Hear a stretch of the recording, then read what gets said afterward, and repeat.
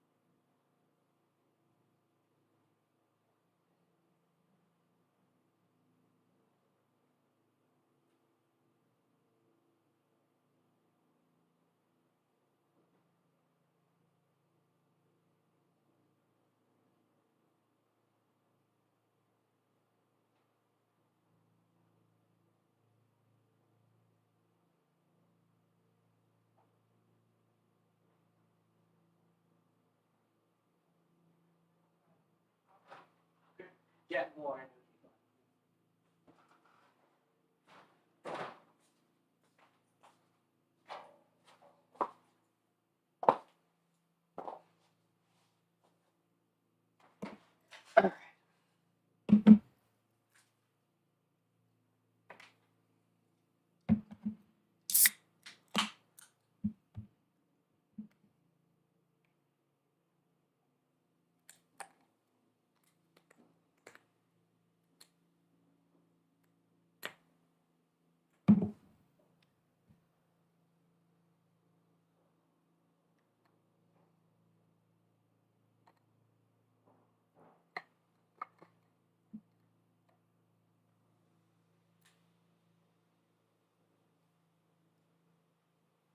Okay.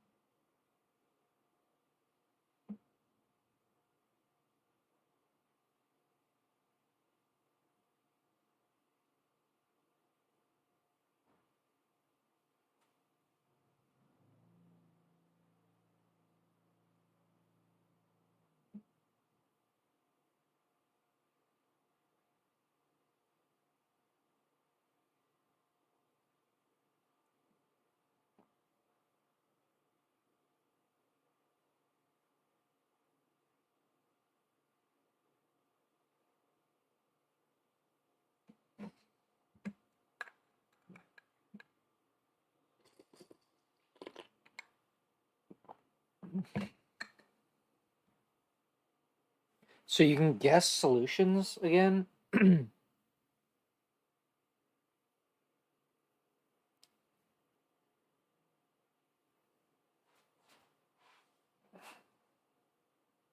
solution y of t is a function whose second derivative can be expressed in terms of y, dy, dt, and constants.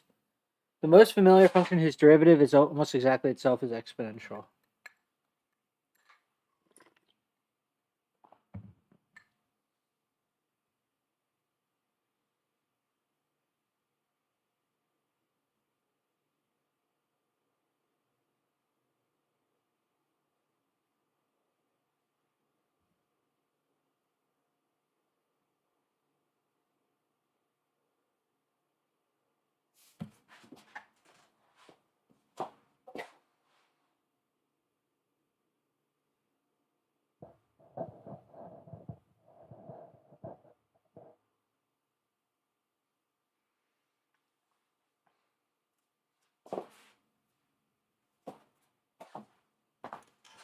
Okay,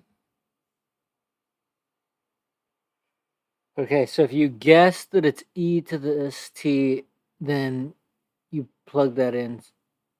Okay, so for second order systems, you can do this. So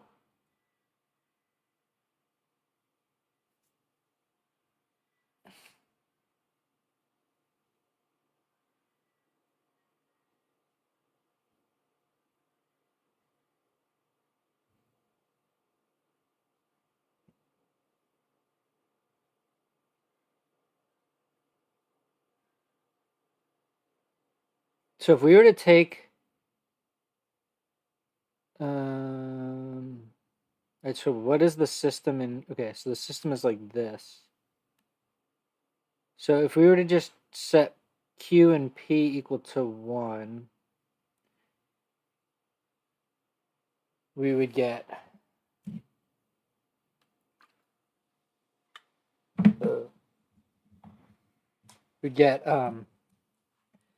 y dot equals v dot equals minus y minus v. So that means that the Jacobian is equal to, well, what? I'm thinking you need this car to go to San Francisco. Oh yeah, I needed to ask you if we're allowed to use her car for the parking pass.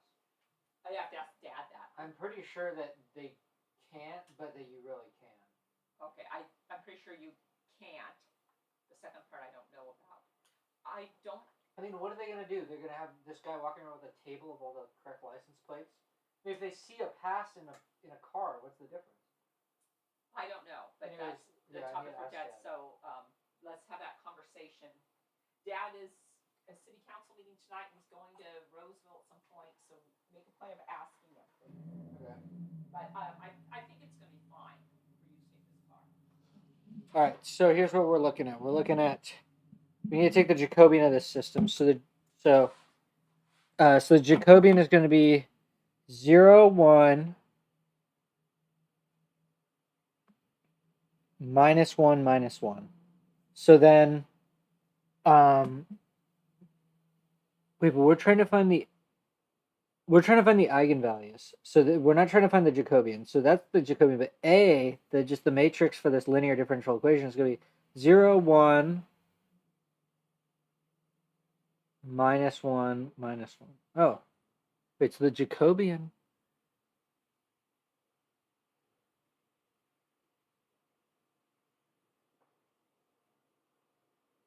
I guess that kind of makes sense.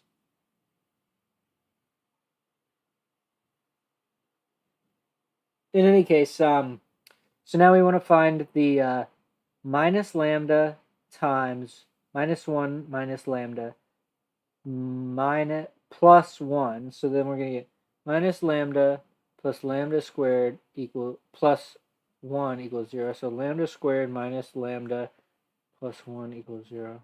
So what is that?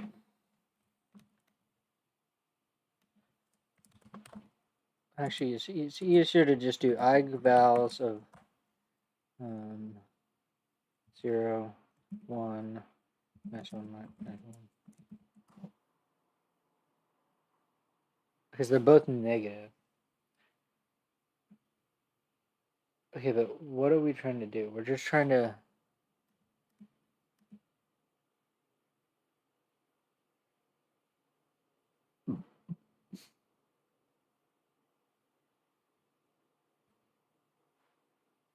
I don't even know what I was trying to do.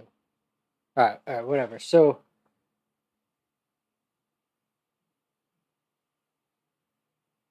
the idea is that you guess.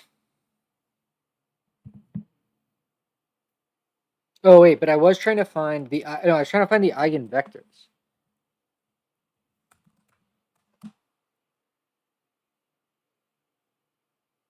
Can you plot these as vectors? And how do I plot?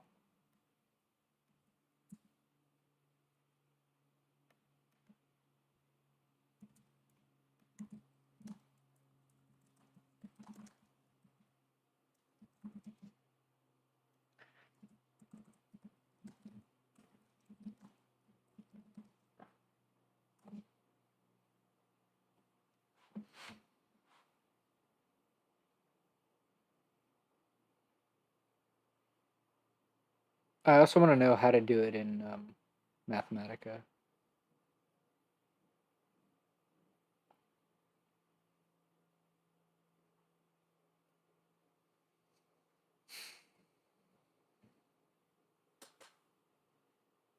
How do you take the... I actually don't even know. How do you...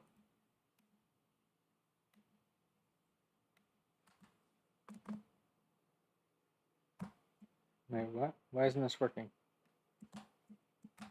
There we go. If you have...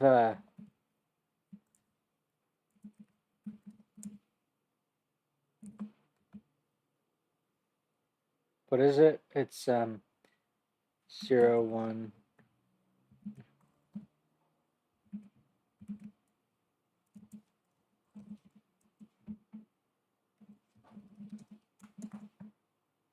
What?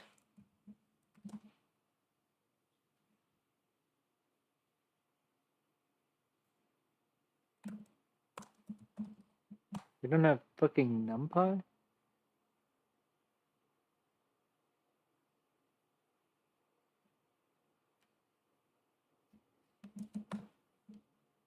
There we go. Oh. I'm so bad at Python. So wait, but a.ig... Can I do that? np.linealgebra.ig...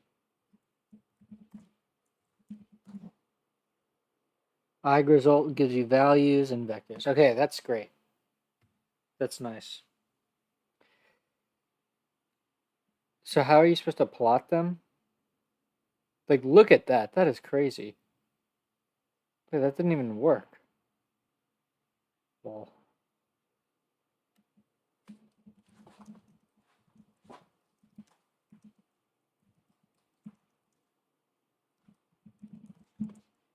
Now I'm wasting time on this, but oh.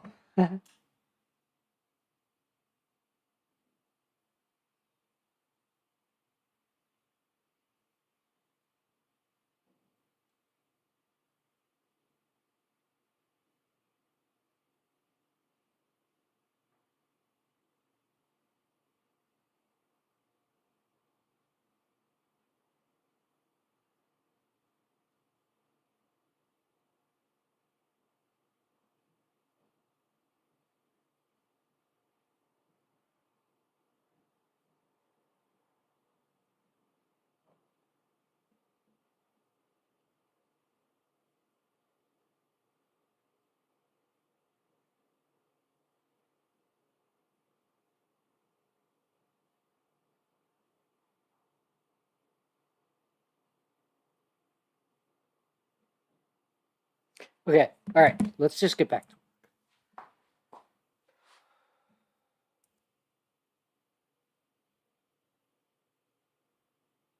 Wait, why can't we plot a... can't... How do you do it?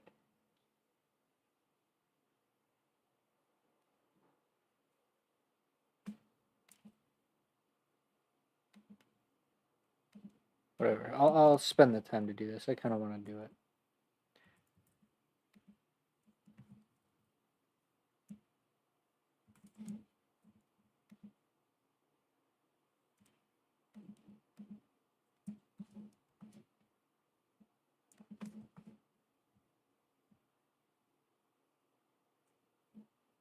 Bro.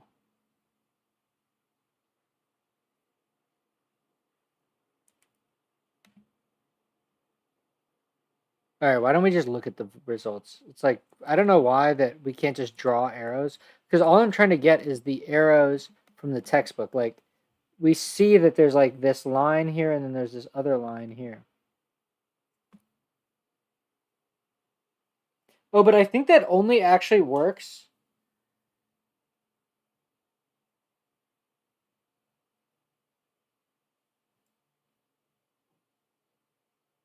Okay, wait, like, let's say that we had the system... Like, let's say we had the system, like, x prime equals minus x, y prime equals minus 2y. So we have this. Then we have a is equal to minus 1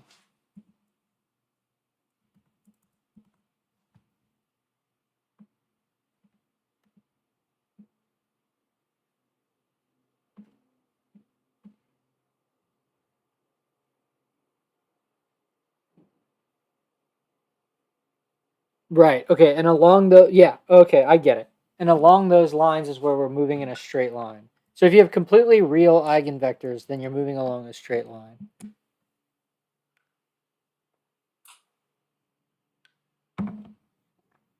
Okay. Let's get back to it. All right. So you guess the exponential function with the parameter in it. And then how do they obtain the actual solution?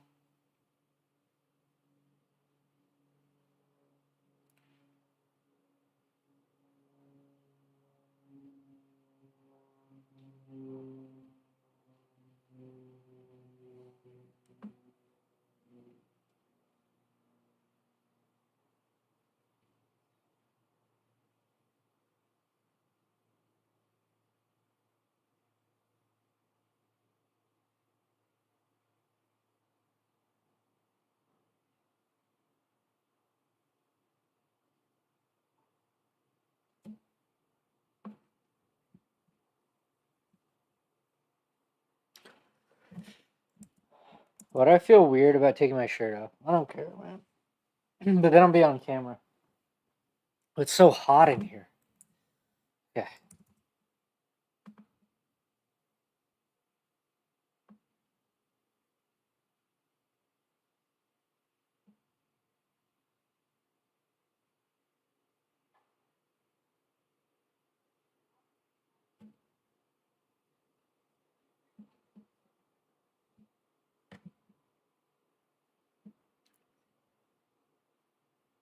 Okay, good. I'm so ready to be done with the damn harmonic oscillator.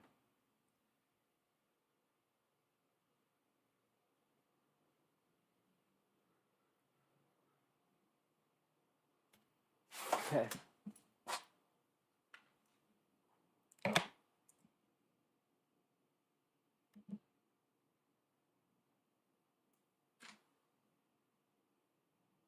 All right, good.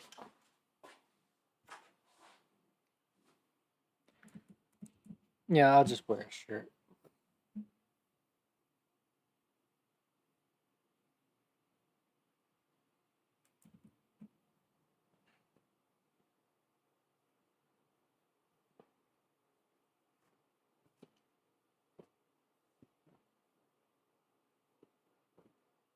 Yeah, whatever.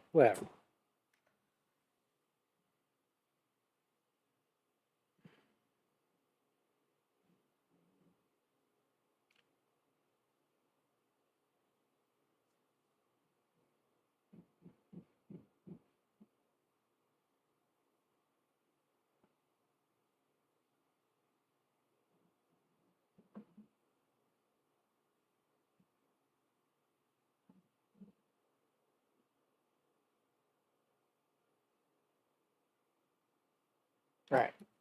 Come on, man. I gotta get back in it. All right. Switch over.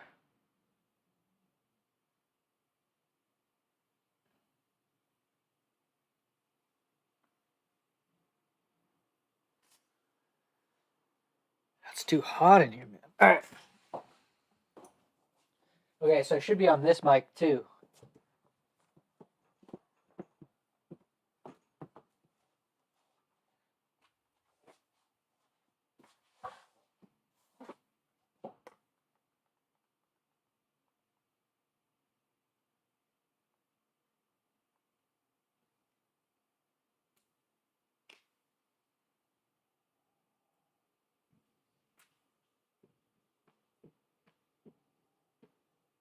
Okay, so the problem is find two non-zero solutions that are not multiples of one another. So one, we have y plus 7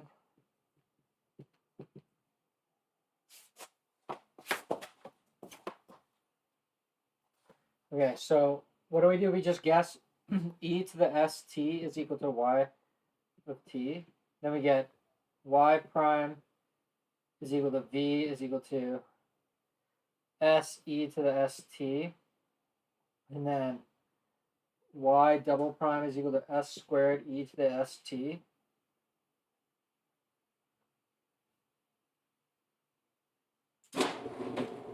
And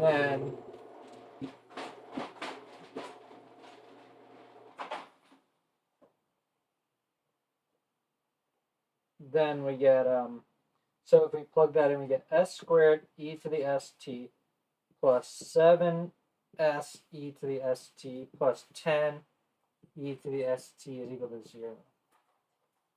So then we factor e to the st out.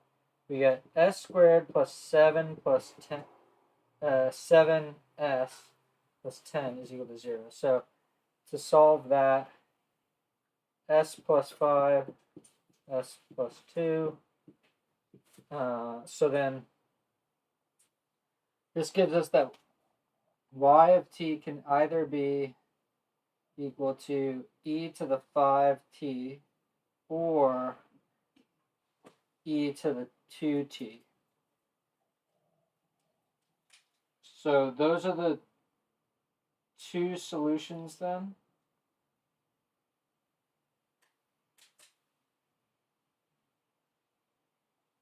Okay, and then for B and C, it says plot the solutions. So if we have, okay, so wait, but for the first order system, we're going to have y prime equals v, v prime is equal to minus 7 v plus minus 10 y.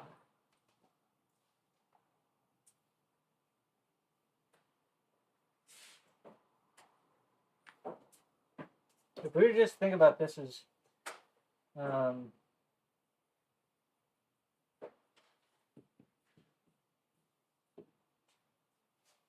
what are the solutions to this equation?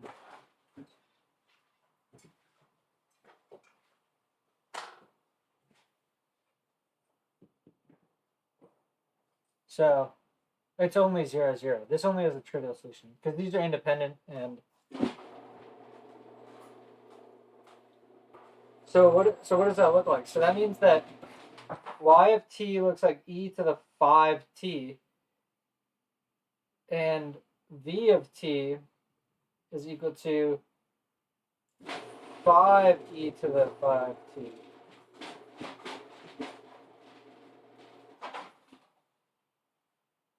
So then so it's going to blow up in all directions.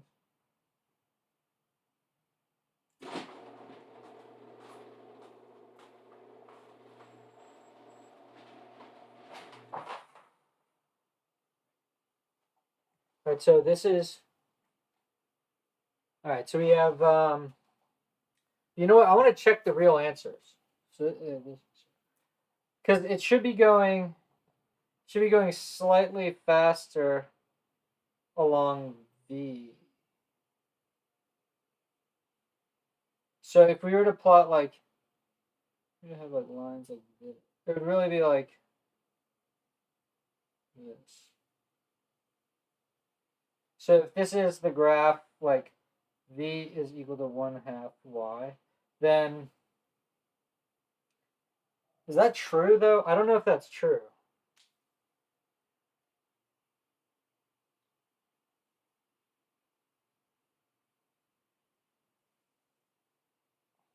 Okay, let me check my answers. What are the real answers?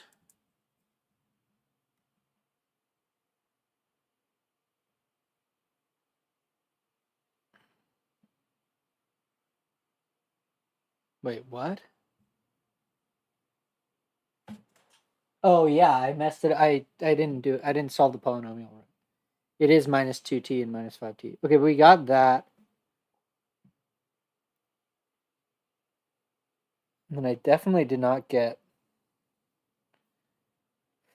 It definitely did not get that plot right.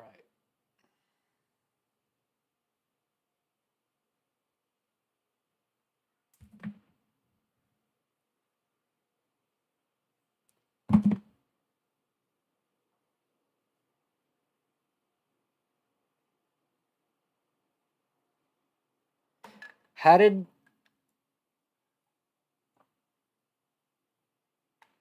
Okay, let's say y is 0.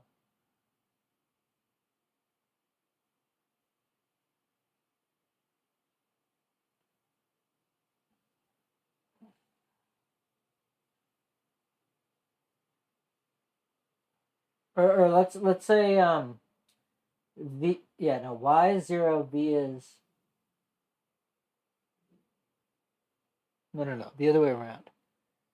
Okay, I'm trying to find this minus 5, 0. So if v is 0,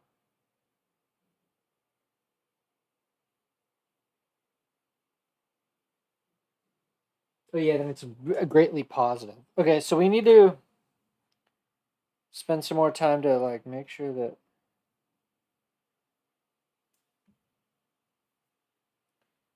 Okay. All right, well, we have one more try on it, so let's do the next one. All right.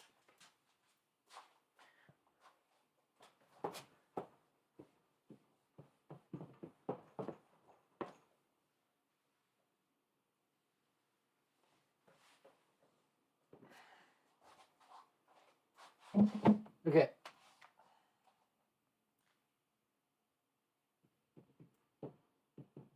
All right. So this is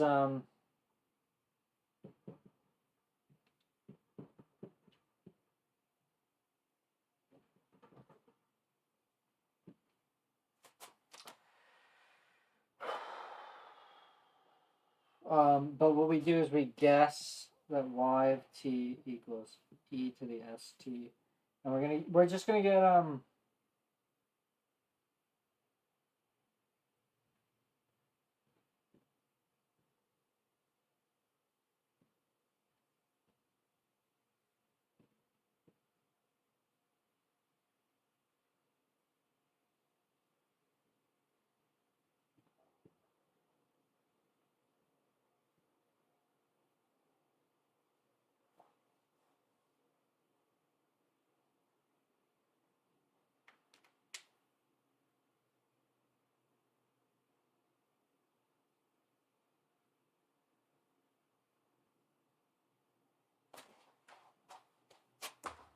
okay. So what are the solutions to that?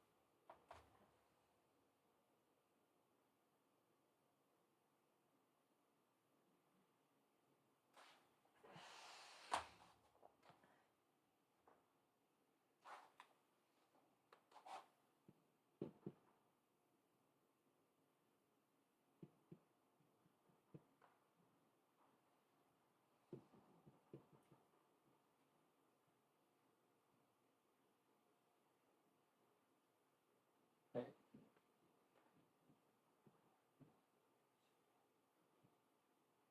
Wait. Is it square? What the hell?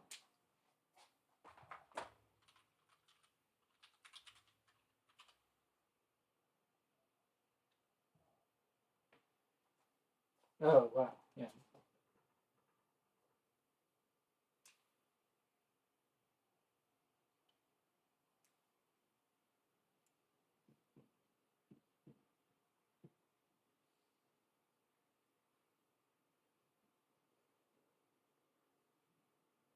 So this is going to be 6 root. This should be 12. 12, which has a 4 in it. So you pull a 2 out of it. Okay, so this is correct. Okay, so what that means is that so then y of t is equal to e to the st. But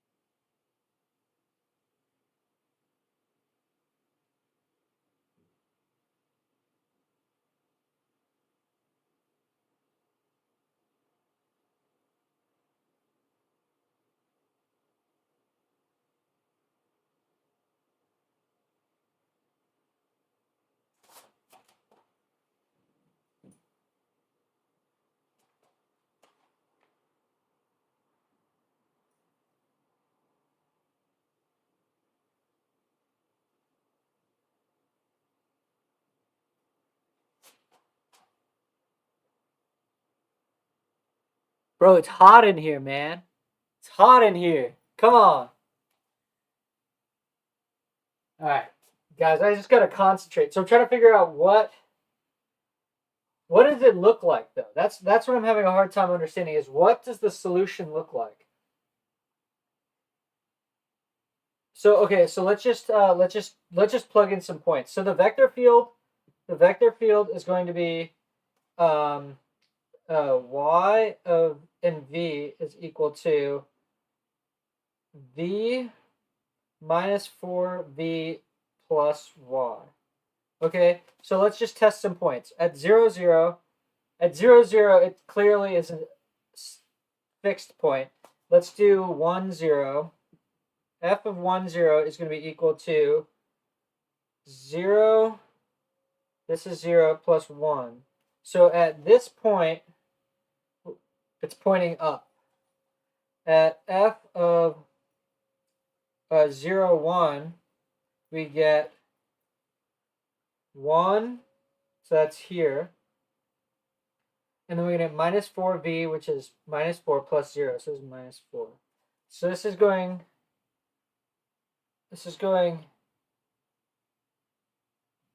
this way. Right? I think so. And then let's do f of minus 1, 0, which is just going to be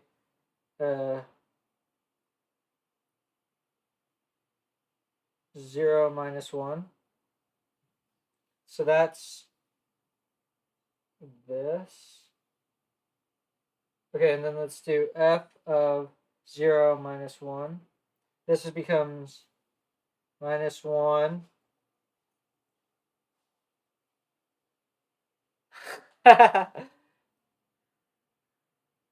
Okay, so this point is,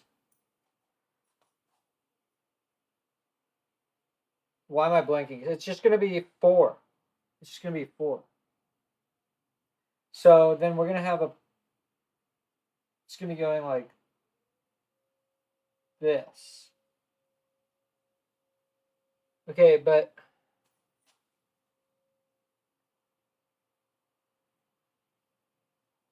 I still feel like we want to find the eigenvectors because the geometry of this system just doesn't make any sense to me, right?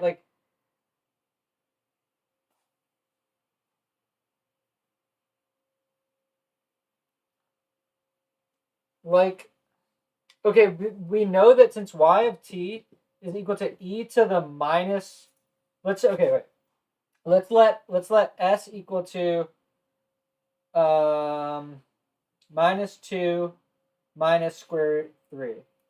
Then we're gonna have e to the, let's just say, yeah, I'll just let it equal to minus 2, and then v of t is equal to minus 2e to the minus 2t, which means it's going to grow even faster. But no matter what, shouldn't these things just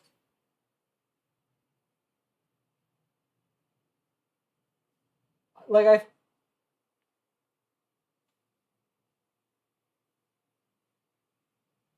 Okay, because say for instance that we had the system x dot equals to minus x, y dot equal to minus 2y. Okay, in this case, we know that it's going to come down here like this because the eigenvectors are going to be both negative and the eigenvalues are both negative and the eigenvectors are along this. But then y, so if we have dx over x is equal to dt and you integrate, you're going to get x is equal to ln x is equal to t. Wait, but is it? Oh, but this is minus.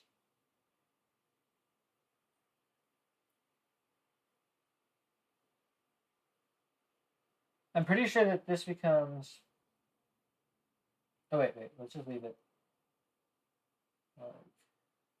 Yes, so this becomes minus t and x. What's it be to the minus? Okay, so that's what I thought, and then y is going to be equal to, and this is a c e to the minus 2t. So that's why I'm so confused about this thing, because it's like, why are these different?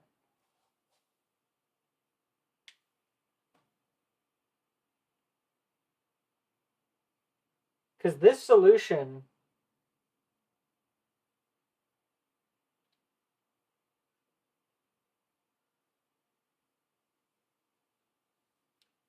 it really doesn't make any sense to me. All right, let's plot the vector field. I can't do it without plotting the vector field. But I feel like I should be able to figure it out. So this is minus 4y plus x. Okay, so there is that.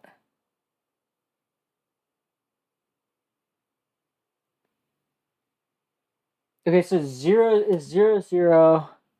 Let's do let's see, how do you use dsolve for a system?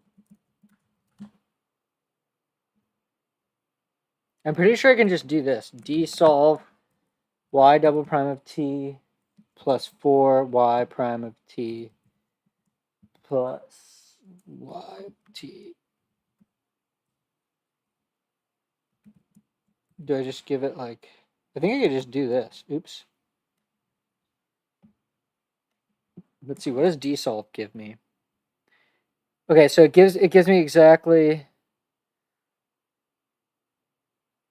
and it gives me them as a linear combination, which is kind of weird. The book doesn't give me that. A linear combination.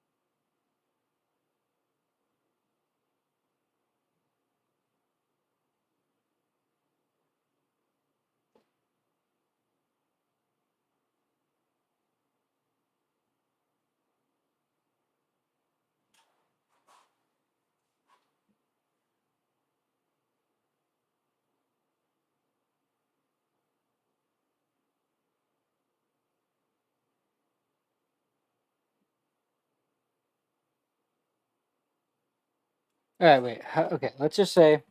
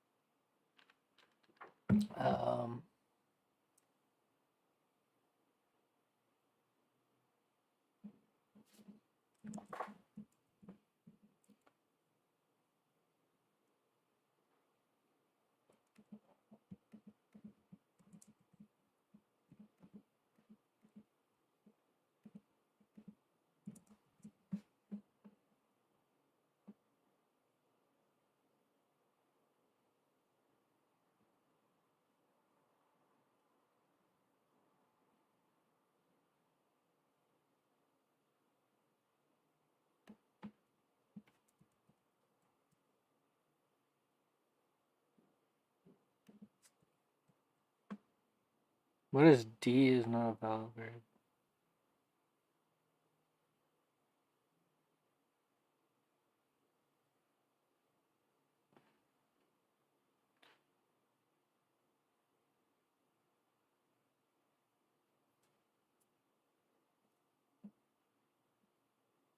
Oh.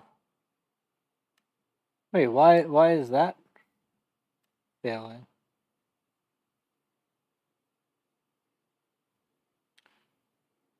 Um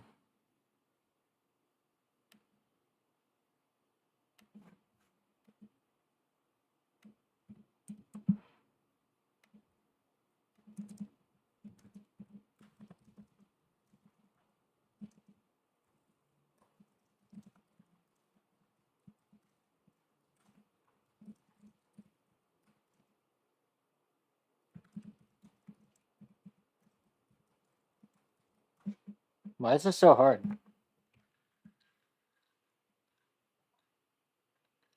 I just want to plot a solution, man.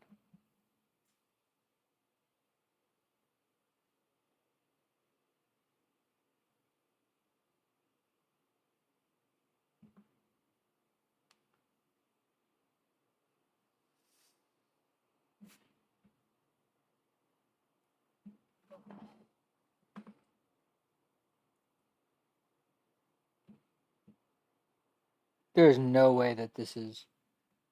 Can't I just do like desolve plot? Let's see. How do I plot?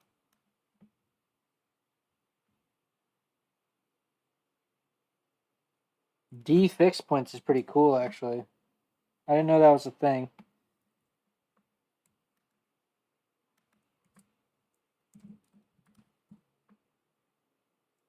This is just calculus?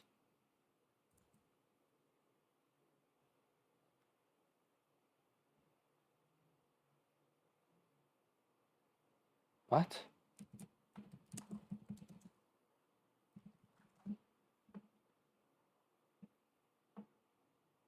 Yeah, because I think I want to use ND solve, don't I? Alright, well, let's just run this code.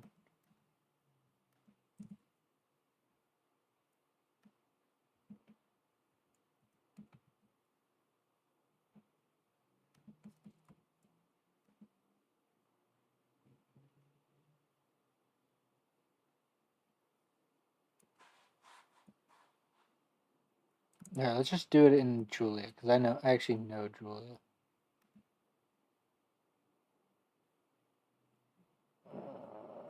But then we have to like start up Julia, and I hate that.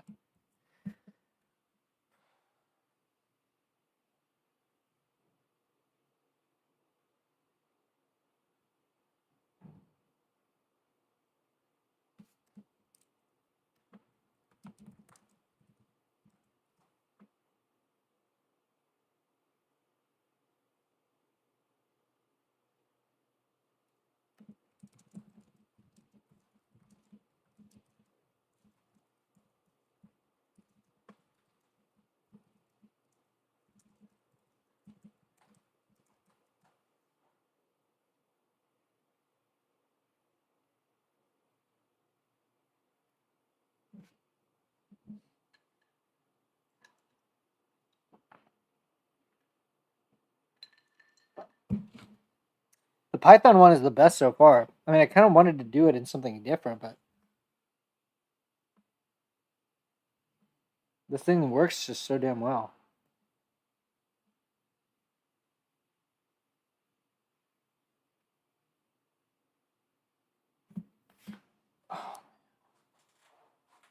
I really want to be done. I'm so done with harmonic oscillator, man. All right, come on, plot it.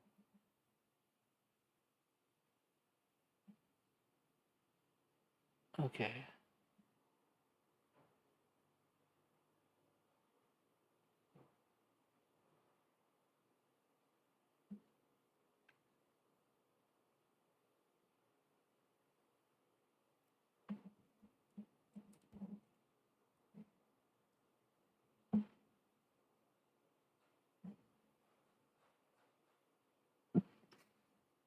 All right. Let's keep going then. In the damped harmonic oscillator, we assume that MB and K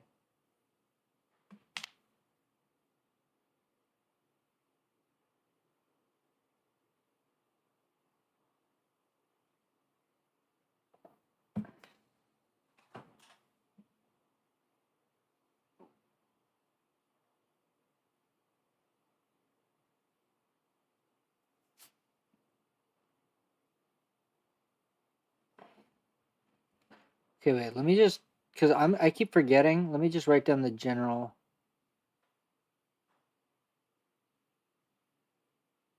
So we have my double prime plus by prime plus ky is equal to 0. So this is the damped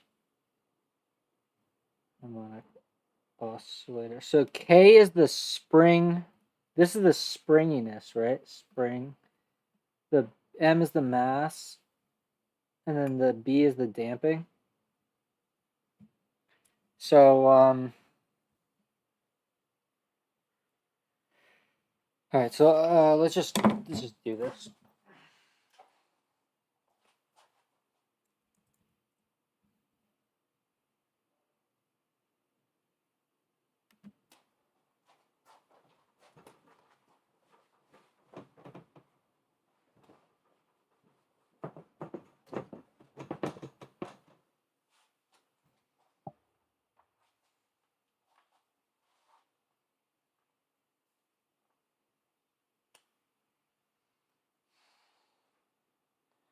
Okay, so this one is y plus 3y prime minus 10y is equal to 0.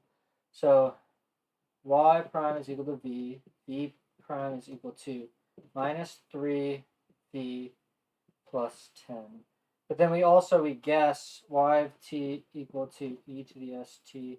Then we get s squared e to the st plus 3s. So we're going to get s squared plus 3s minus 10. So, okay, what this amounts to is if we were to just plot like,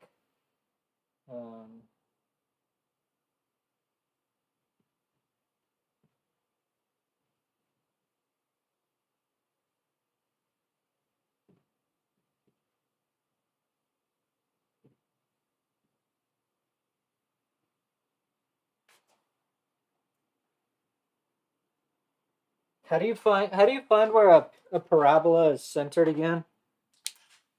I forget what it is. Let me just ask. I always forget this stuff.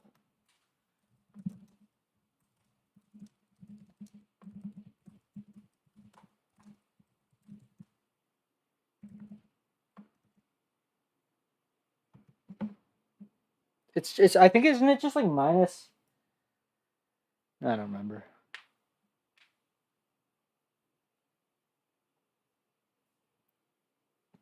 You take the derivative. Oh, okay, yeah, obviously. I don't know why I didn't realize that. But isn't there a faster way? Oh, you have to complete the square.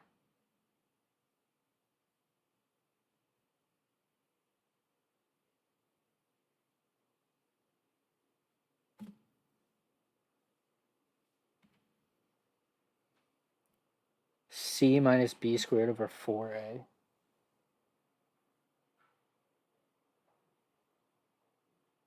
Wait, that's the y value. No. This is the x. So it's just going to be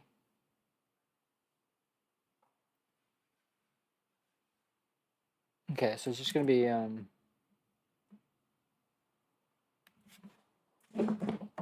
what is it? Minus b over 2a. Minus b is minus 3 over 2. So it's like something like this.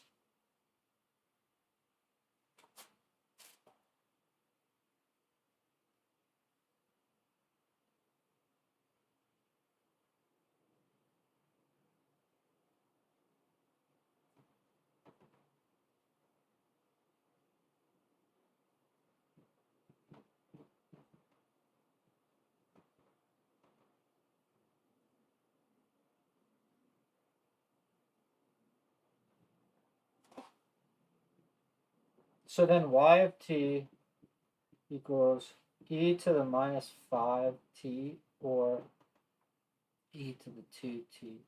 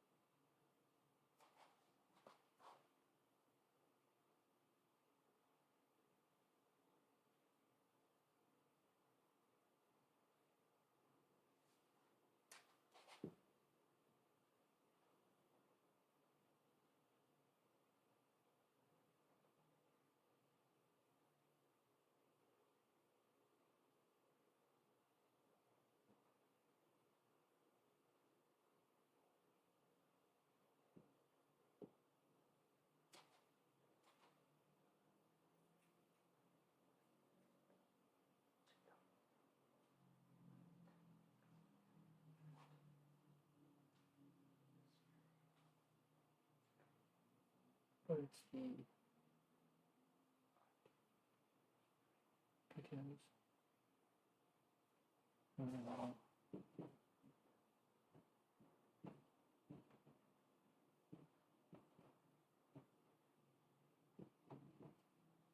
does this give us the same? I think this gives us the same polynomial, right?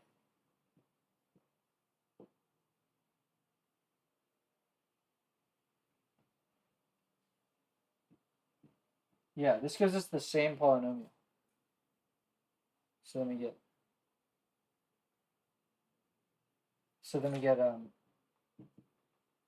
Okay, so we did two different ways of doing it. It's like either you can just try to guess this, or you can just know that since it's a linear system, you can just find the eigen values, and the eigenvalues tell you what's up. So this is the same as S. It's minus 5 and 2. But what we need to then figure out is what. So let me do A minus lambda I times V is equal to 0. We solved this homogeneous system. So we're going to get, let's do minus 5. So we're going to get plus 5. So we're going to get 5, 1, 10, 2, right? And we need to solve this system. So I'm just going to do that.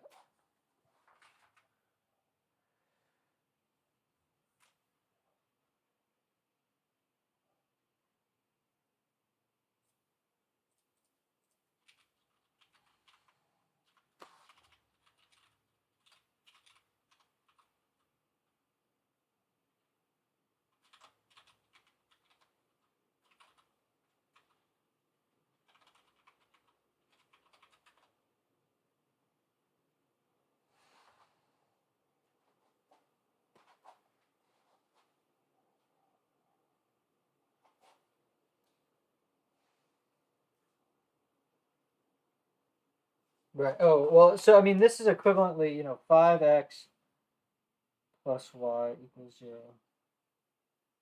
10x plus y equals 0.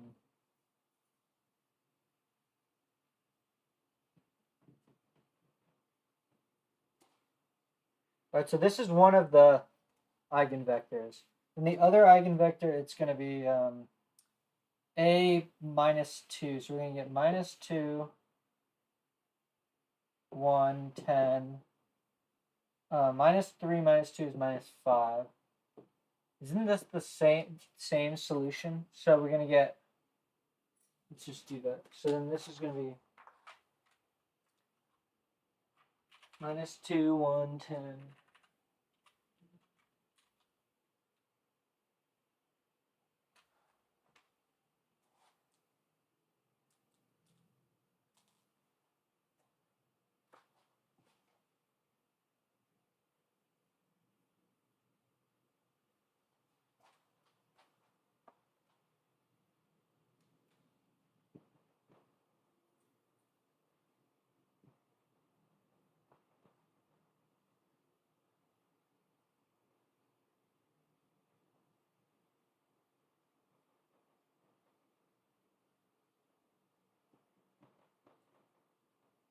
Wait, is that right though?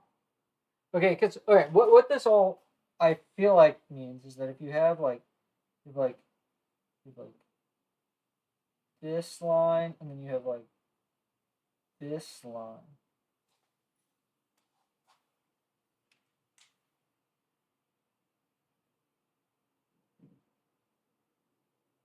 Okay.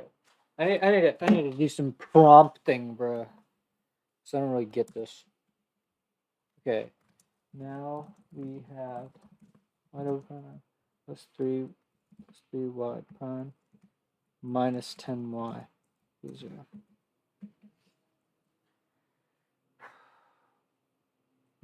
Okay.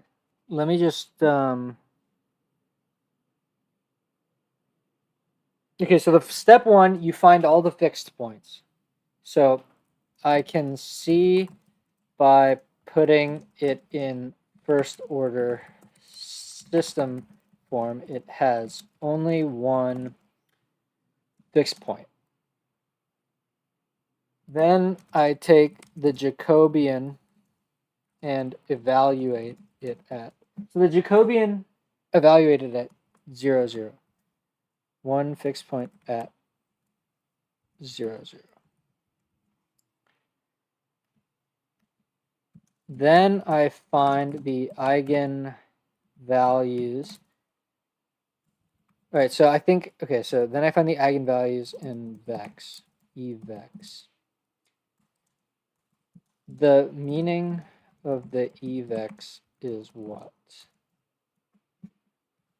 I mean, if they're completely real and have no complex thing, then I'm like more chill with that. So A is equal to 0, 1, 10 minus 3. And then we do eigen of A. And they're all real. So I got the values right.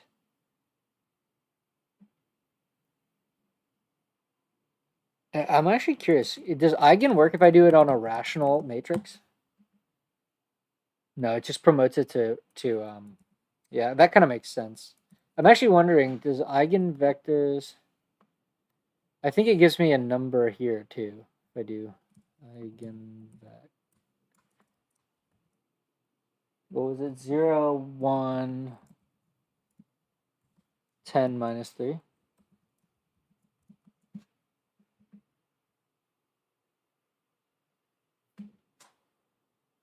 Wait, why does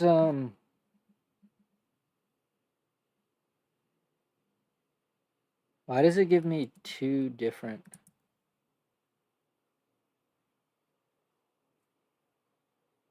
0, 1, 10 minus 3? That's the same.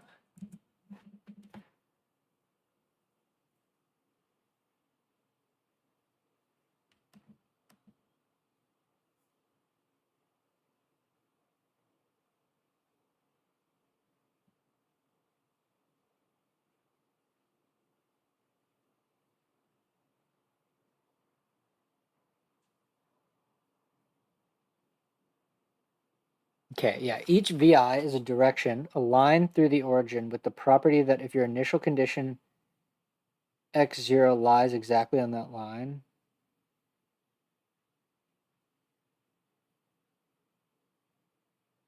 right. That's yes. That's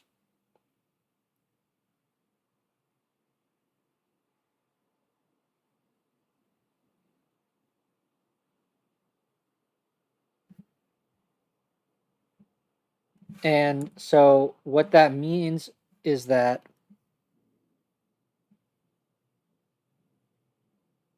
okay, so first though I do want to ask, like when I did this, I got this.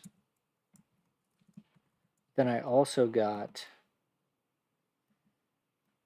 but I hate when I copy this stuff because it works for its own little closed system, but when I do that, oh, actually, never mind. Sometimes it copies really weird.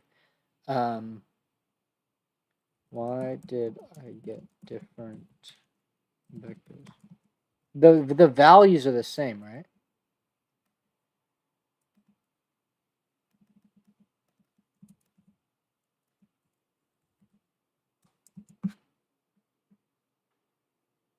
minus 5, 2, minus 5. Okay, so yeah.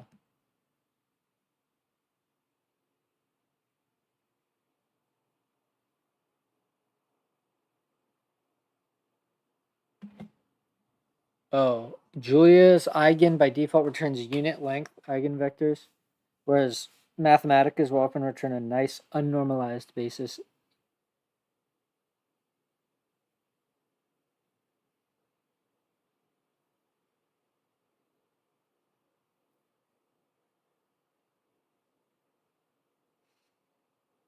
Oh, okay.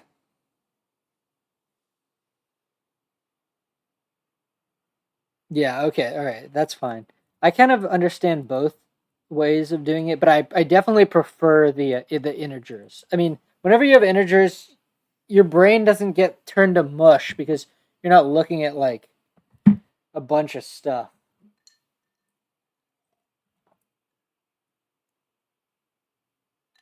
Okay, so what that means though is that I mean they're all building us up to just do this, right? Like I don't know, they're babying us with this guess e to the st and then you solve this polynomial.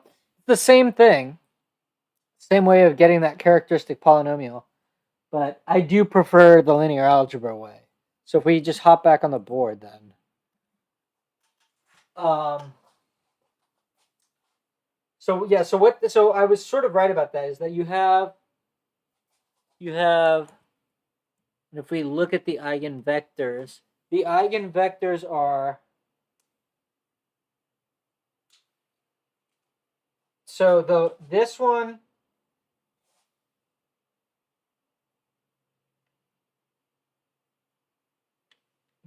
goes in really fast and this one goes out really fast. Something like that.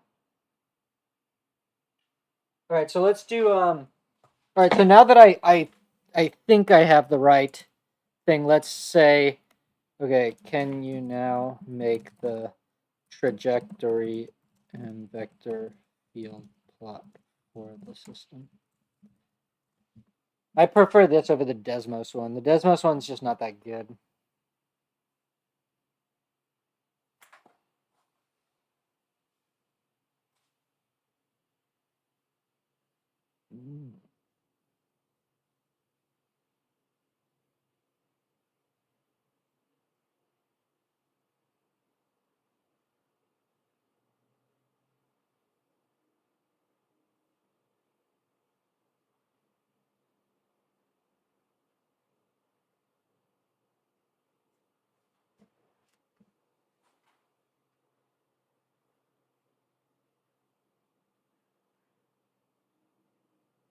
Um,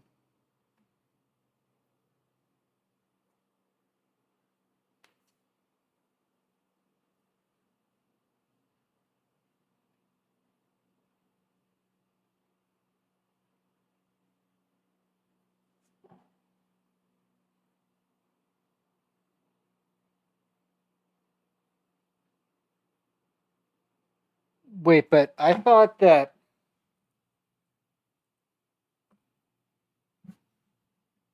No, wait, oh, wait.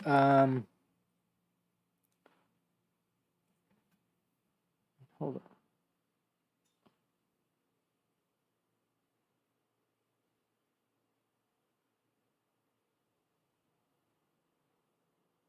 Wait, I don't see which. Where is it?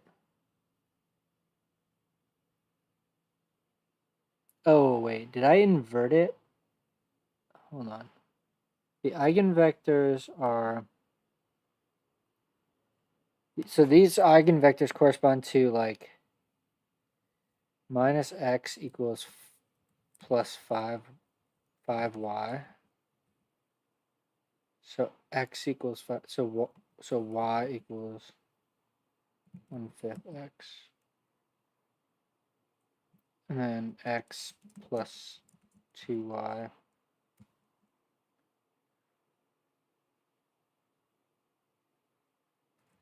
But yeah, but I don't understand about. Okay, whatever. So this is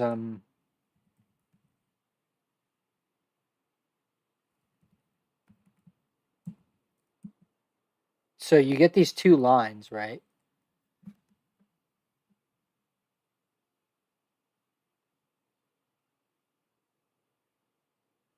So this is the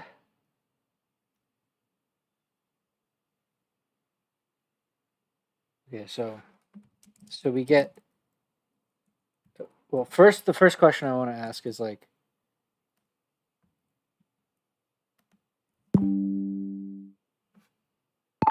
okay, so how can I understand which eigenvector goes with which eigenvalue?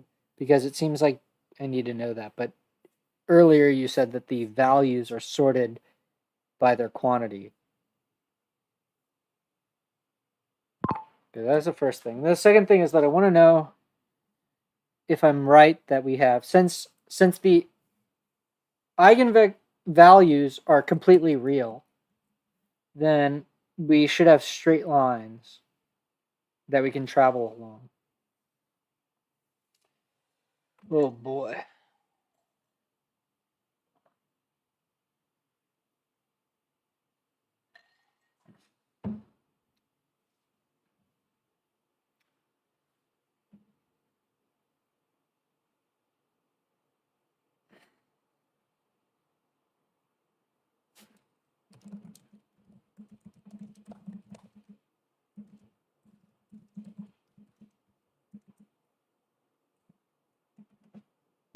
Okay, my understanding is that if you, why isn't it doing it? Okay, my understanding, hello, what the hell, man?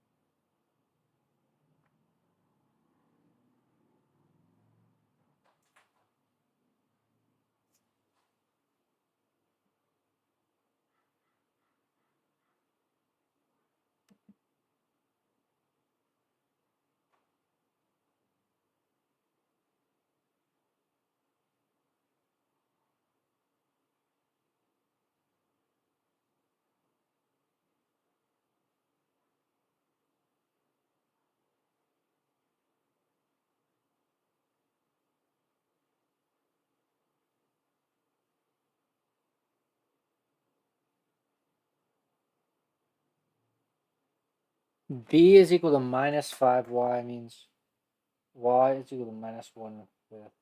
Yeah.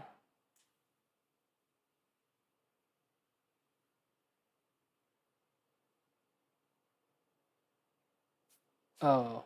Oh, is that right?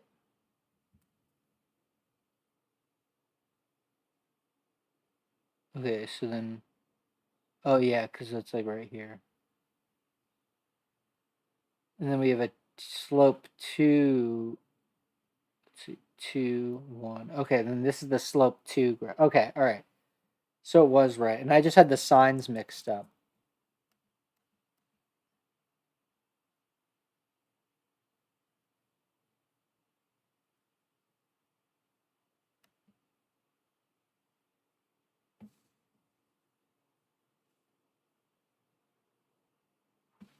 Let me read the notes again because it seems weird. It's like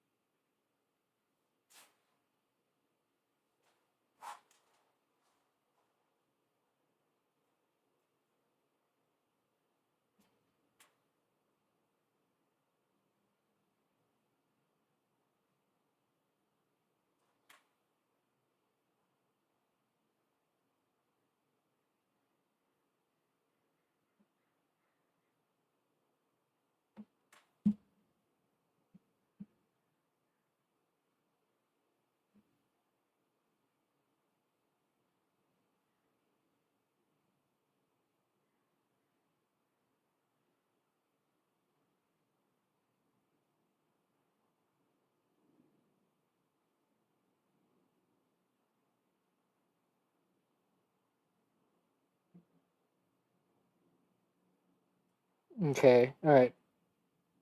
I feel like I'm starting to get it, but dude, I feel this whole thing makes me feel pretty stupid, man. Okay, so we're just moving on to the next problem.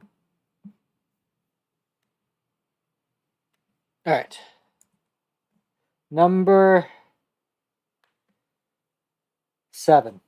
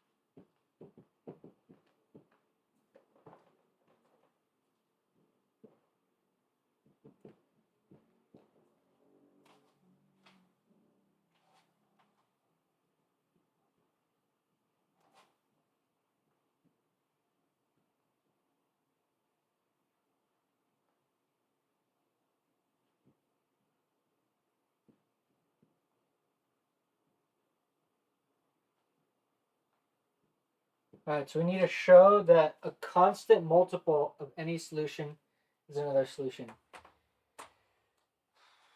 Yeah, so okay, wait, let's just figure this out. So if we have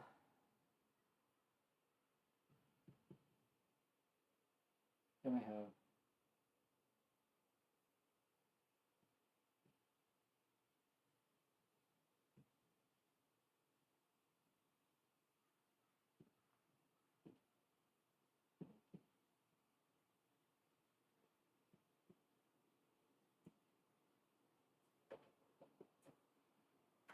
okay, and if we do this thing but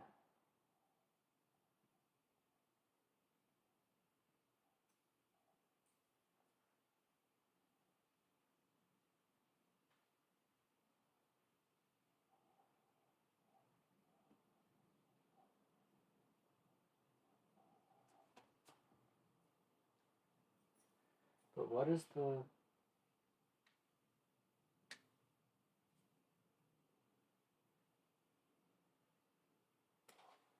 so here we're gonna get s squared m, or let's do m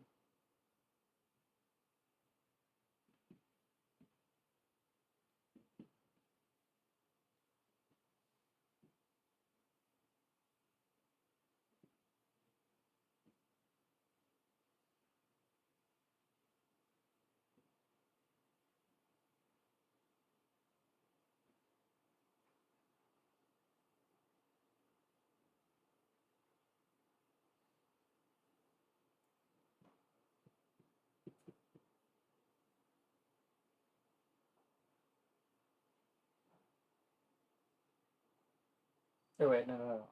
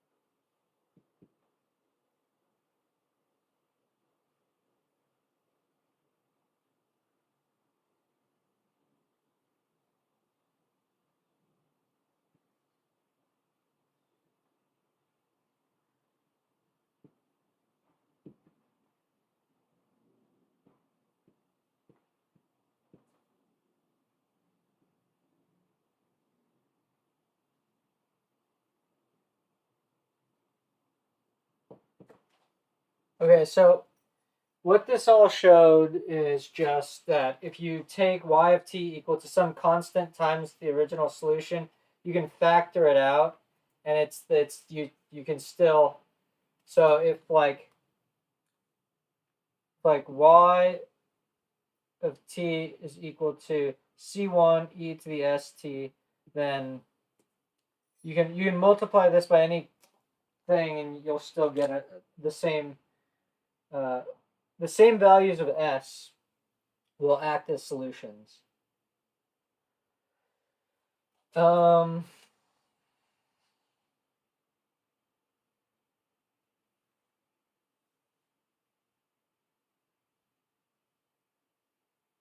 and remember, a linear homogeneous differential equation is an equation y dot is equal to a of t y plus b of t. And so, but if it's homogeneous, then you can get rid of this. And so both y and v are, I don't actually know how we do this, because maybe this is, maybe the coupling of the y makes it non-homogeneous.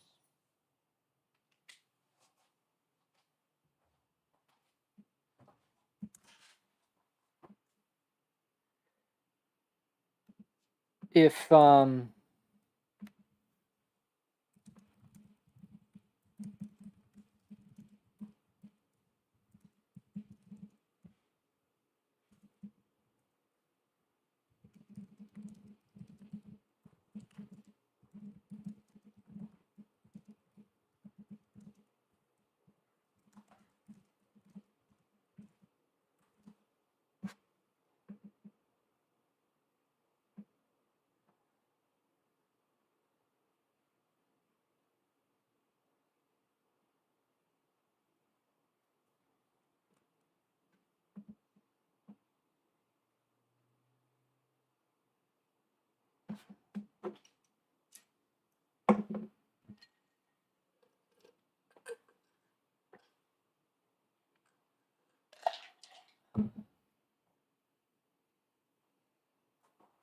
Okay.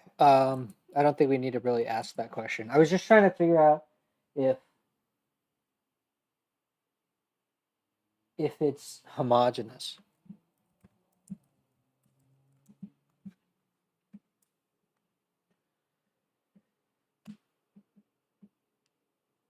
I mean, we're just working up to the matrix exponential anyways. It's like whatever, man.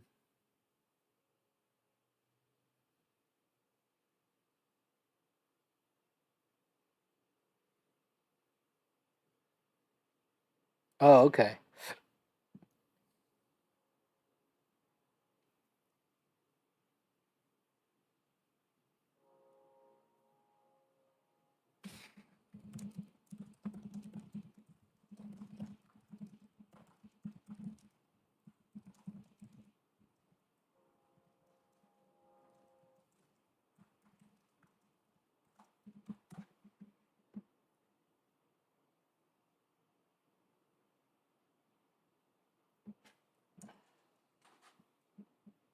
What's up, Shreyas?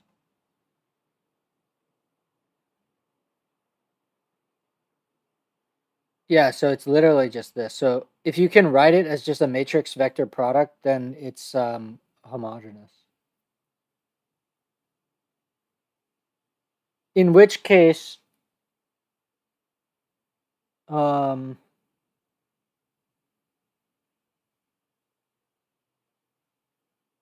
wait, hold on. We need to go back to this section on linear. Um,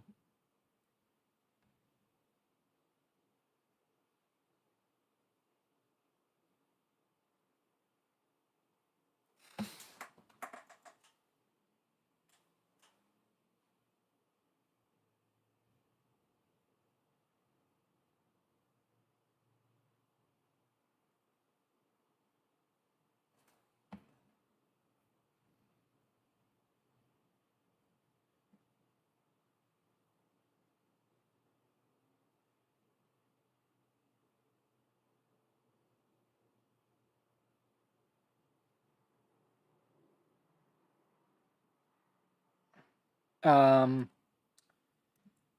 so for a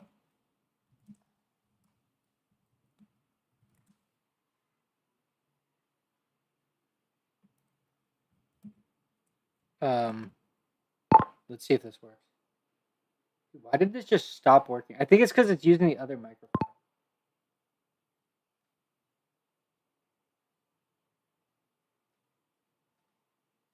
That's definitely okay. So wait, what do I want to know? I want to know,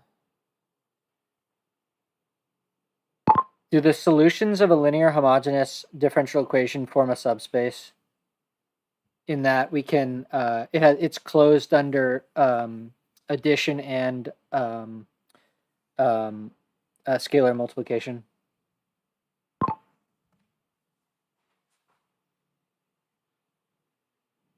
The answer is almost certainly yes. Why would they call it linear homogeneous if it didn't form a subspace of something?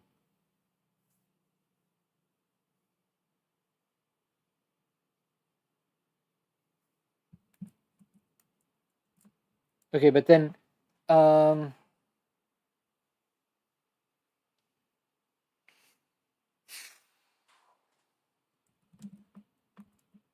what I'm wondering is, what are the, if you have AX equal to B,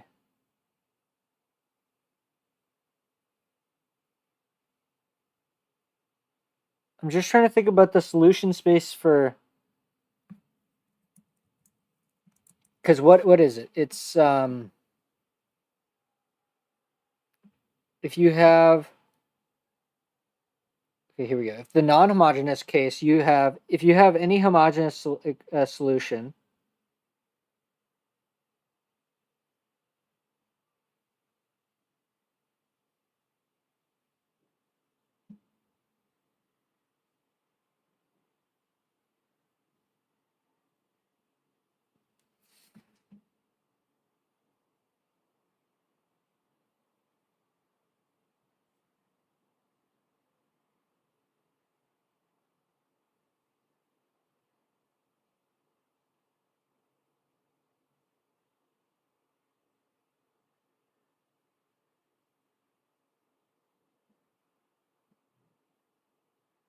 okay, I think I'm starting to see it. So if you have any solution to the homogeneous equation and any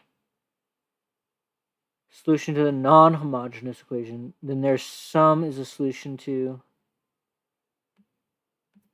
okay, but the non case for Lindiff is not a subspace.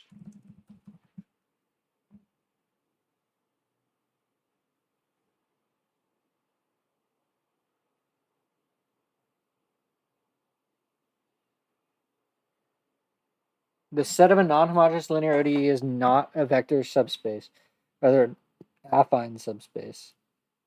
Yeah, I feel like I don't understand affine subspaces enough.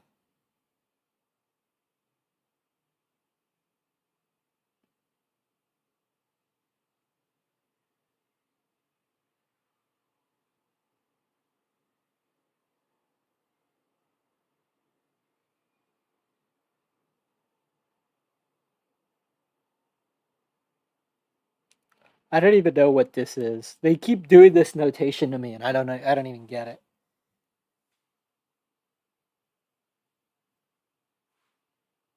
The difference of any two solutions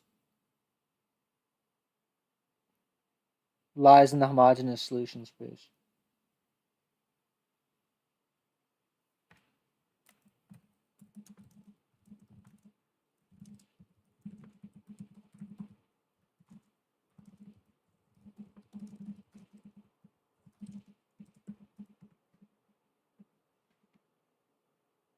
It's easier for me to think about just the linear algebra of it than trying to think about the functions.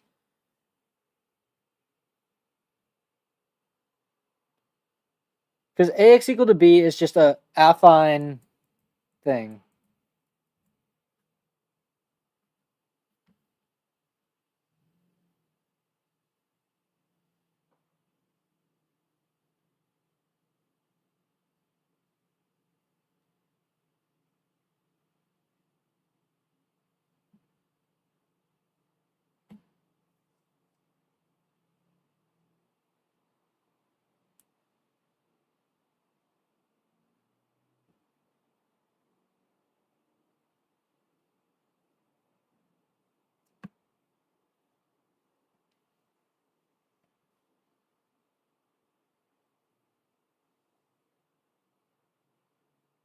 And it could be that if A is onto, that there's only one particular solution.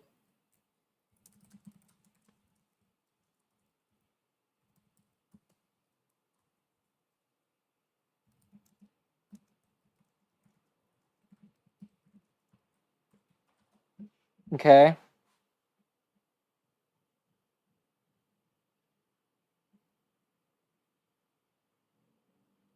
Is the kernel.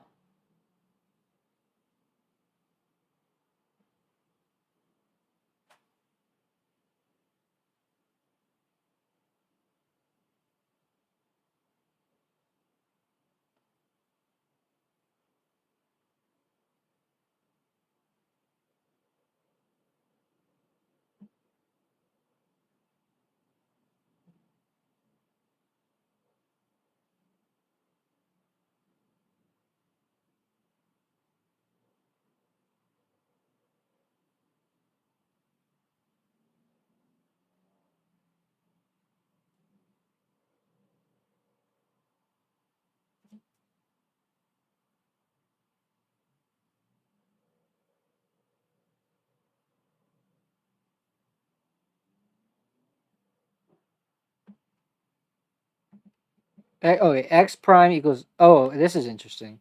All right, x prime is equal to ax plus b.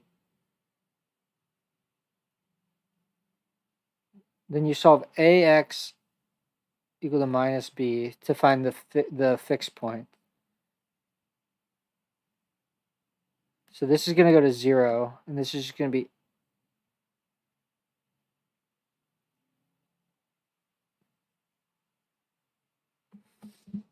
I hate this change of variable thing. I just don't really get it.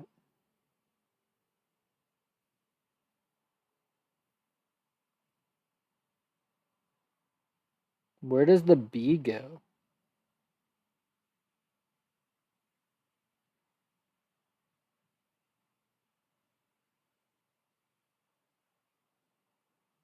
So z plus x star is equal to x. Oh, so you're rewriting x. Okay.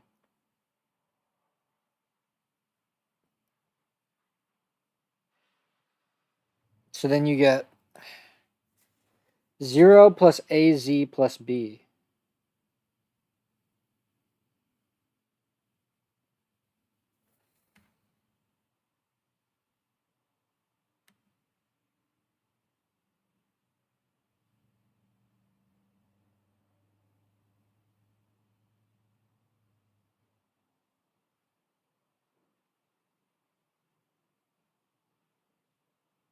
Okay. All right. So they really dance around the linear algebra, this whole thing, which is kind of unfortunate in my opinion. But I feel like it's kind of sinking in, but slowly. Okay, so show that a constant multiple. Okay, so the way to show this as simply as possible. I mean, you can do the derivation like we did, but you can also just say, first you do it in a number of ways. The first thing you do is turn it into first order, show that you can write it as just a matrix vector product, and then therefore it is a linear homogeneous system of ODEs. And then because of that, then it's linear homogeneous, therefore it is a vector space. Therefore, a solution to the system can be scaled arbitrarily. And you can also take two solutions and add them together and you stay in the subspace. So that, dude, math is so freaking cool. I like it, man. I like that you really like taking linear algebra and differential equations at the same time actually kind of rules because of this. Because like so much is just analyzing linear systems. Anyways, so sick. All right, illustrate this fact using that equation. How many solutions to the equation do you get if you use this observation along with the guess? You should get infinite. Let's look at the answers. 7.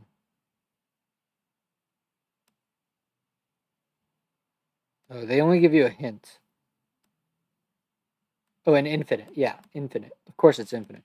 I mean, we just showed it's a subspace. I don't think it's possible, unless you're doing weird linear algebra over like finite fields or something like that. I don't think it's possible to even have a subspace that's finite. Number 9. Hold on, I'm gonna get more ice.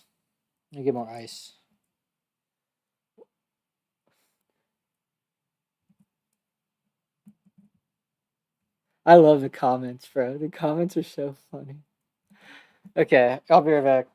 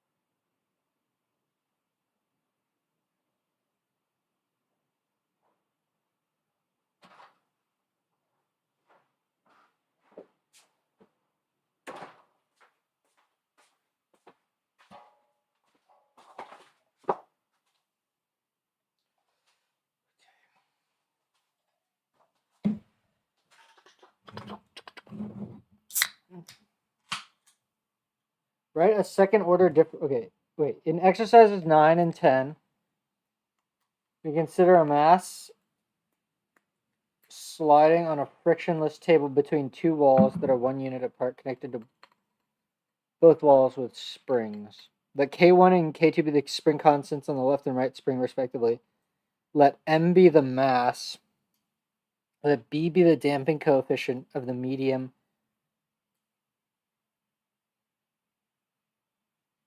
Ooh, this sounds fun, bro. Broski.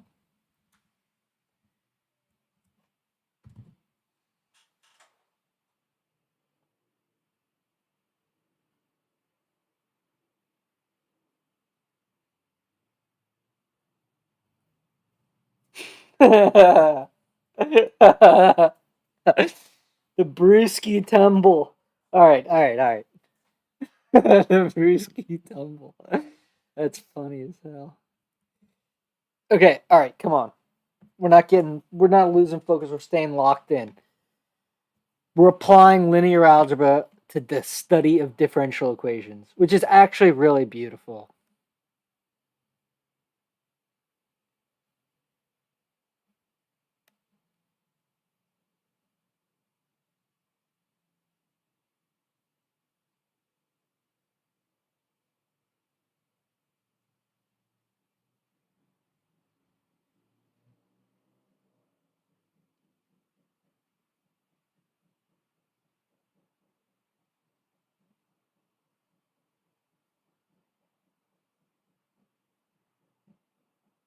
Dude, this problem is hard. All right, let me drop this. Okay.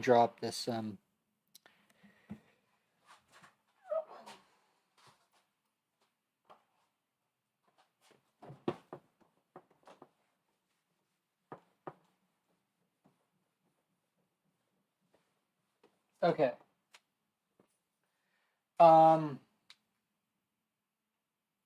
right, so we have a wall here, a spring, a block, and a wall.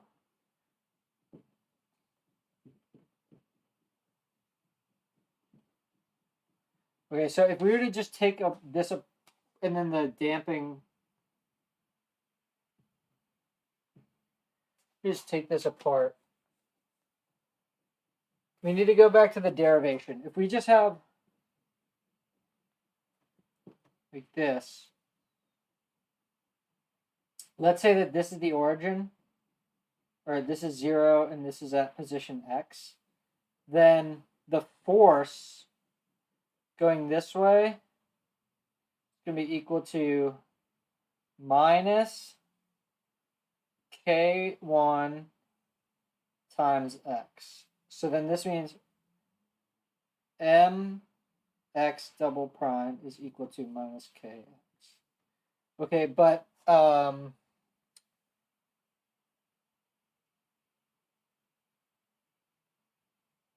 the acceleration should be lower.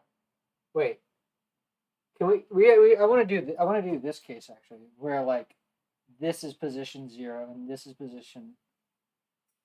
Well, okay, hold on. So this is the undamped.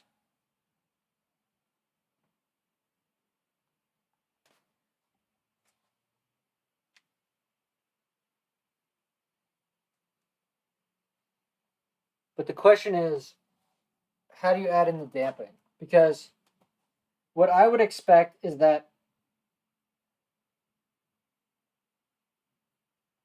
this quantity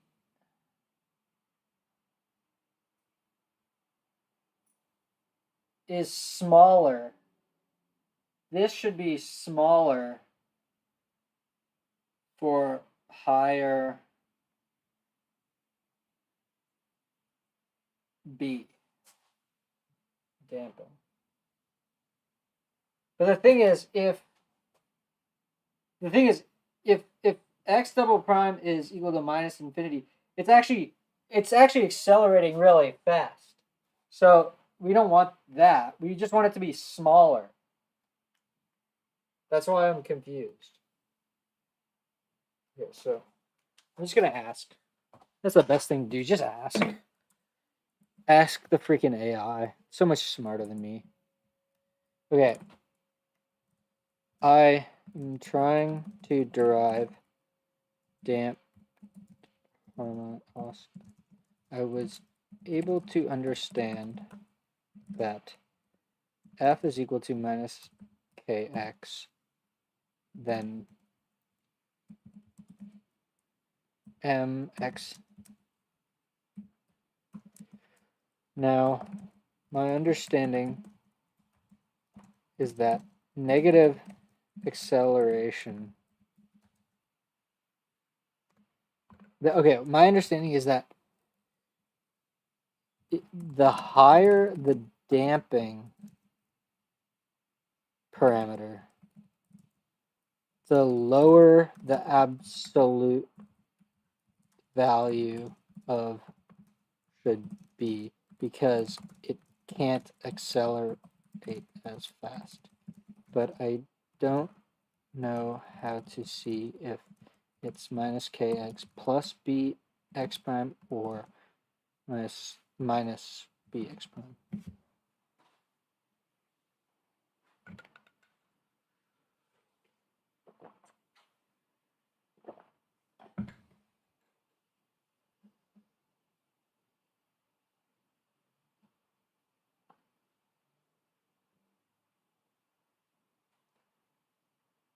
The key is that the damping force must oppose the motion. If you denote the damping coefficient by b greater than 0, then you want the force of damping to be proportional to the velocity.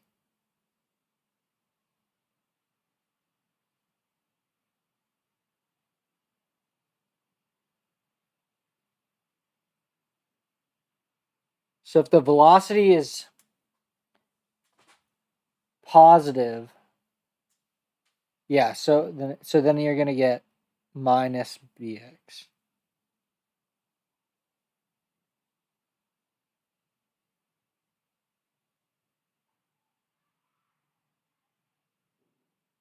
So let's say you're at 1 and the spring is, then the acceleration, and let's say the mass of the thing is 1, 2, then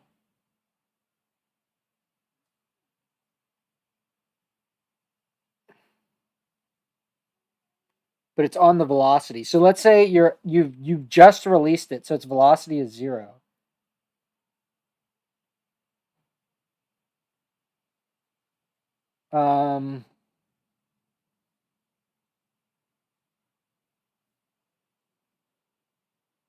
Okay, but if it's being pulled back, let's say we pulled the spring and we just let it go a short time ago. The velocity, if we let the origin be the rest position, then the velocity and acceleration should be negative in sign.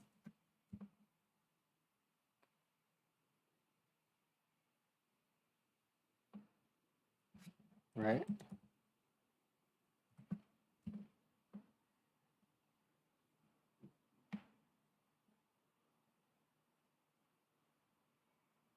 The harmonic oscillator, now that I've like worked out some of the sign nonsense.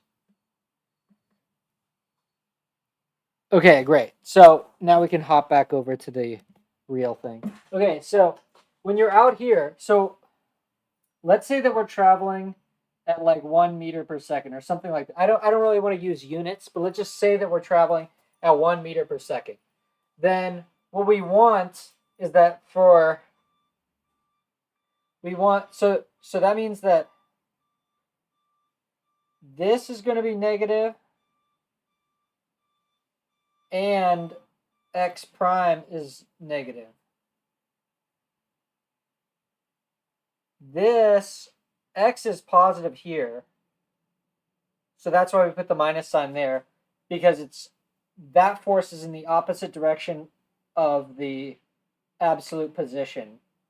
And then so then we do mx double prime is equal to minus kx minus bx prime.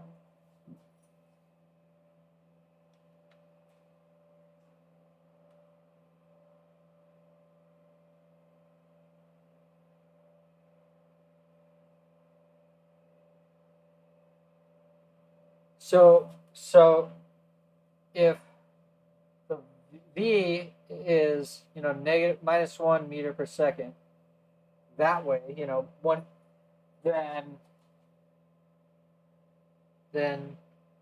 we are adding to.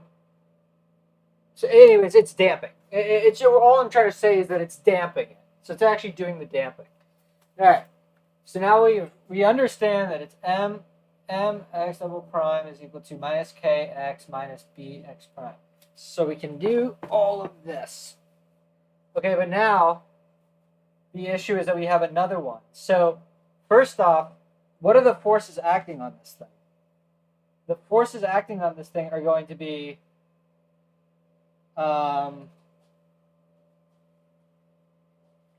well,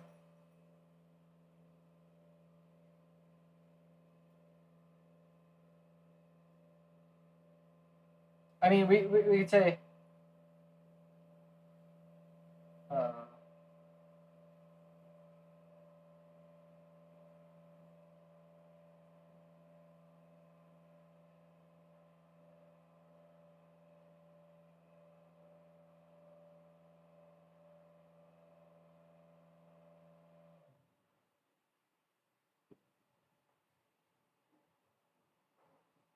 so this is the equilibrium. So if we were to able to figure out, I mean, because the forces on this, I mean, if you get rid of any damping at all, you're gonna get F1 is equal to minus kx, and F2 is equal to minus k2x.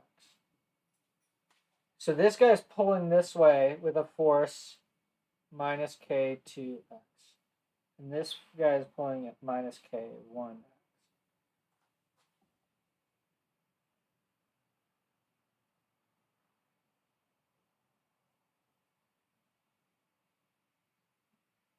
I don't know how to show. though, because the problem in the book says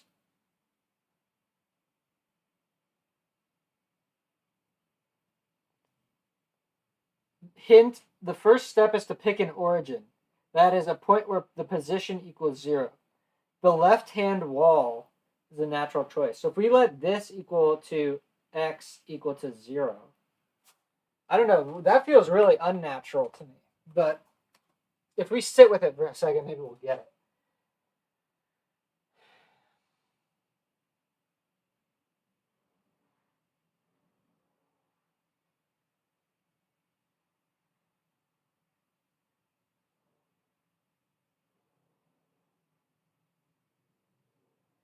I think why that might work is because then we might be able to rewrite the K2 in terms of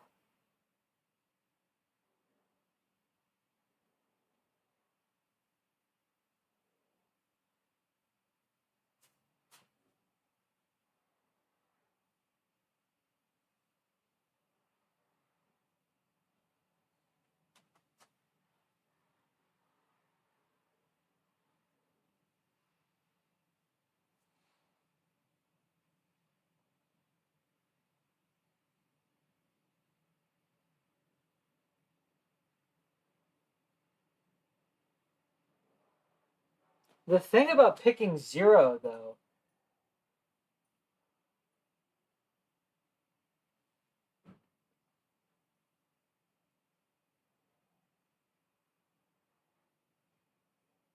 because Hooke's law is that x in the kx, for f, this is based on the displacement from the rest position, not this random wall.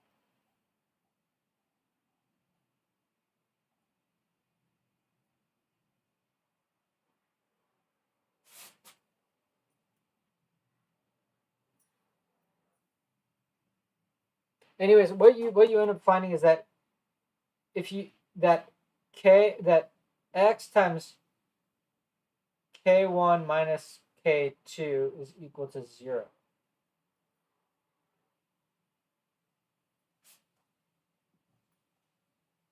Okay, wait. I actually think that might have gotten us somewhere, because now let's say that x0 corresponds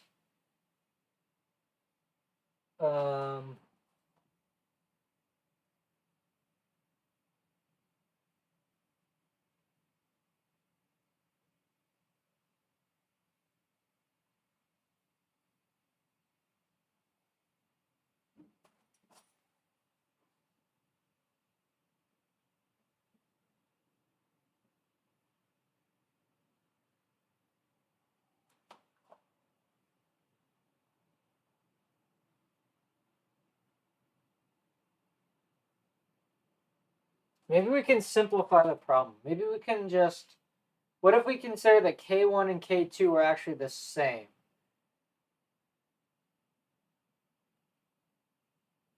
I think if k1 equals k2, then the solution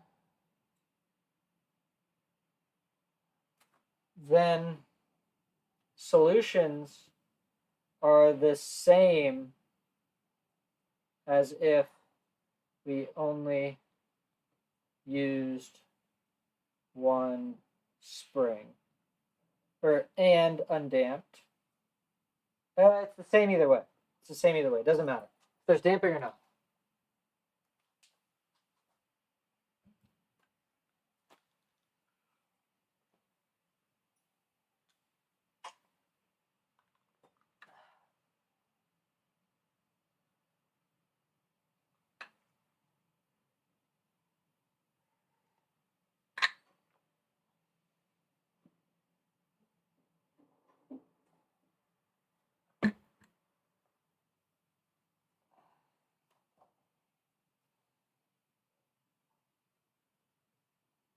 Okay, let's say we've shifted to this point. Then we're gonna have the force, so the restoring force going this way, which means in the positive direction is it's going to be F1 plus F2, right? It's going to be K1x plus K2x. And I mean, I guess you could say, oh wait, no. It's going to be the other way around. It's going to be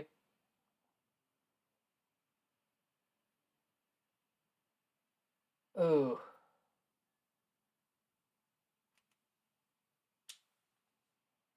Okay, because they're without this, the rest position changes.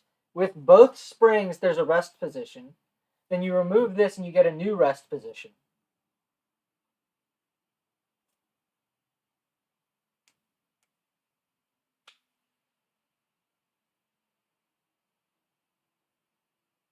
All right, I'm gonna take a hint.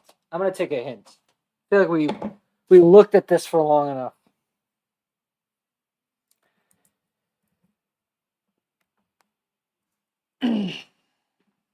This is a really good problem, though. This is the best problem that I have.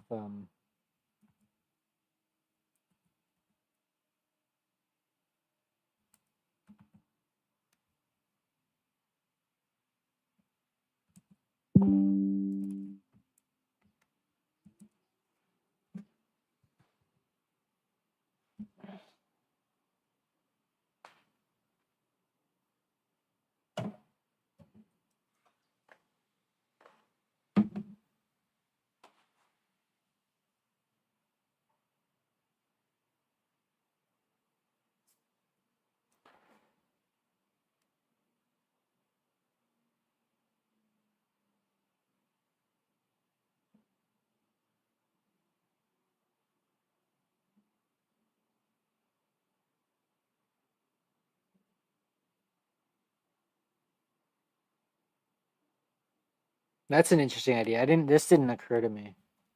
You just set what. You just start to put in coordinates so that you can think about them in numbers.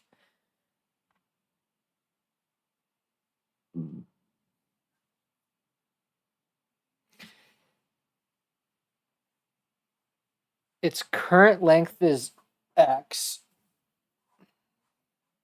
So its extension is x minus L1.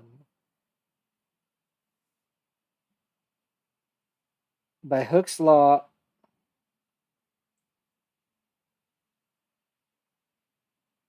yeah, okay. Okay, that's interesting.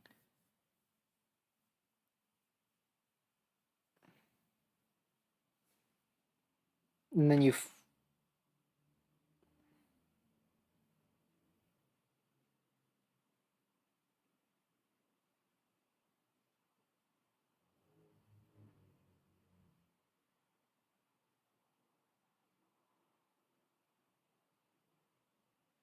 okay.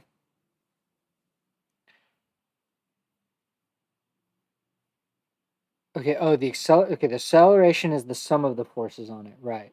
So it's gonna be, oh. So we were actually close. We were kind of close. The thing I missed was the rest lengths.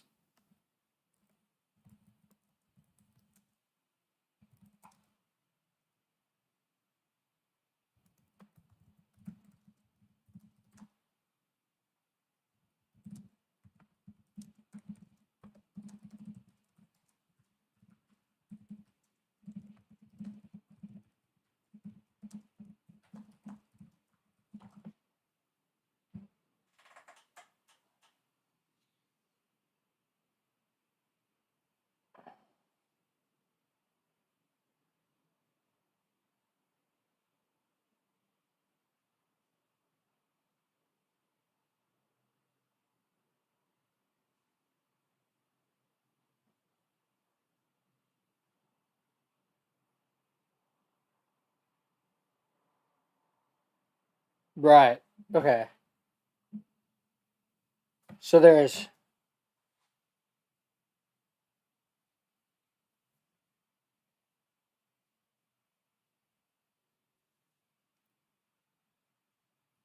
All right.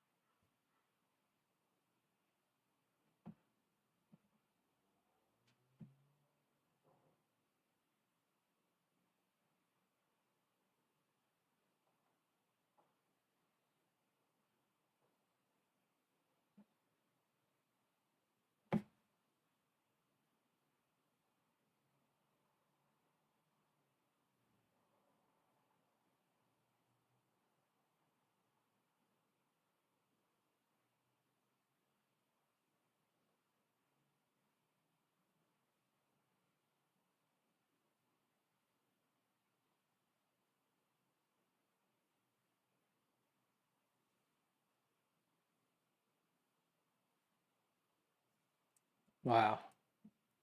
That's so sick. I love that. Okay. All right. So now we want to do number 11. Oh, wait, that's it. Okay. So that's the end of this section. So we're going to just hop into 2.4, analytic methods. I'll be back in a second.